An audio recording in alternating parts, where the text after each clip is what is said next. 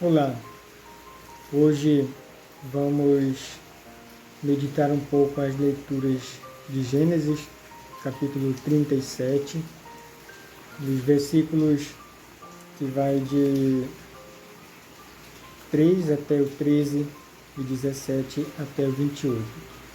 Um pouco da história dos filhos de Israel, a história de José, né? Então iniciamos a nossa reflexão rezando ao Santo Espírito. Vinde, Espírito Santo, e enchei os corações dos vossos fiéis, e acendei neles o fogo do vosso amor. Enviai o vosso Espírito, e tudo será criado, e renovareis a face da terra. Ó Deus, que instruíste os corações dos vossos fiéis com a luz do Espírito Santo, fazei que apreciemos retamente todas as coisas segundo o mesmo Espírito, e gozemos sempre de sua consolação. Por Cristo Senhor nosso. Amém. Então, a história de José é muito interessante, né? Porque destaca aqui a alegria do pai por ter concebido um filho já na velhice, por isso ele tem uma estima mais do que pelos outros, que teve ainda uma idade consideravelmente nova, mas os irmãos os veem com inveja e começam a não ter uma boa relação com ele, e a inveja vai tomando conta, eles vão tramando contra o próprio irmão, a ponto de pensarem até em matá-lo. Mas o desígnio de Deus não deixa as coisas acontecerem da forma como o ser humano pensa, né? Então, por vontade de Deus, um dos irmãos resiste a isso. Ele tem a consciência, começa a pesar. Só em pensar isso, ele já começa a imaginar, depois de tudo acontecido, levantar a mão contra o próprio irmão, matando. E diz aos irmãos, não vamos matar não. Até que convence a jogar na cisterna para evitar. Depois passa os mercadores, eles vendem e José vai para o Egito. E o interessante é que quando ele conta o sonho para os irmãos ficam ainda mais com raiva dele. O pai se manifesta de forma favorável aos demais irmãos, mas com um detalhe diferente. Ele medita isso, ele pensa sobre isso, sobre o que o filho falou. Embora ele não brigue mais com José e tal, mas ao contrário dos outros filhos, ele não fica zangado, mas ele fica pensativo nisso.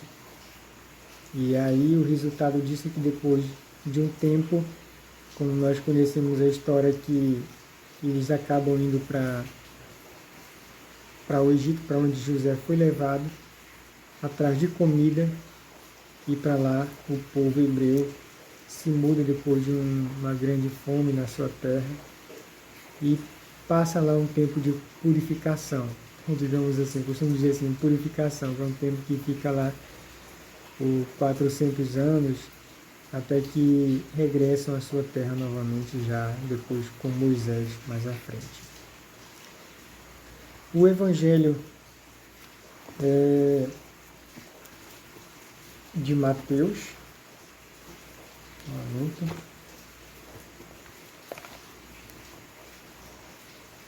Mateus 21, de 33 até 46.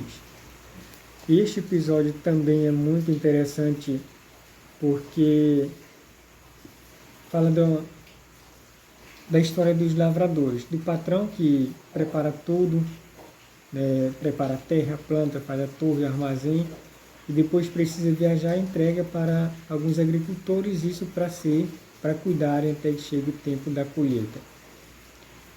E depois, quando ele chega o tempo da colheita, vai a primeira turma de escravos para receber, eles matam, vai a segunda, eles matam, vai o filho, eles matam, porque querem ficar com a herança. Isso é um sinal da presença do inimigo na vida das pessoas. Porque Jesus coloca a parábola, ele não está falando de outra coisa, mas ele se refere aos grupos proféticos que o antecederam. Ou seja, Deus criou todo o universo, criou o céu, a terra, tudo que existe, e entregou na mão das pessoas para cuidar, a começar por Adão e Eva. Aí lá entra o pecado, aí eles são expulsos do paraíso e começam a trabalhar para se sustentar, começam a reproduzir e tudo mais, que criam os povos. Depois vêm os profetas para exortar essas pessoas a mudar as atitudes contrárias à vontade de Deus. E vem os primeiros grupos de profetas anunciando a vinda do Messias, que são os escravos, digamos assim, do patrão. Eles matam, eles tiram de linha. Depois vem o segundo, eles novamente fazem a mesma coisa, até que vem o filho do patrão, que neste caso aqui é o próprio Jesus.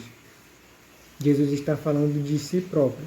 Ainda não aconteceu, mas ele já fez o anúncio da paixão. E diz até, a pedra que esses construtores rejeitaram é a pedra angular. Para chegar ao reino dos céus, para alcançar a vida eterna, é preciso ter a pedra principal da construção. Nesse caso é Jesus, que constrói o reino dos céus, e por meio dele nós vamos chegar à vida eterna. Só que muitos rejeitaram as principais autoridades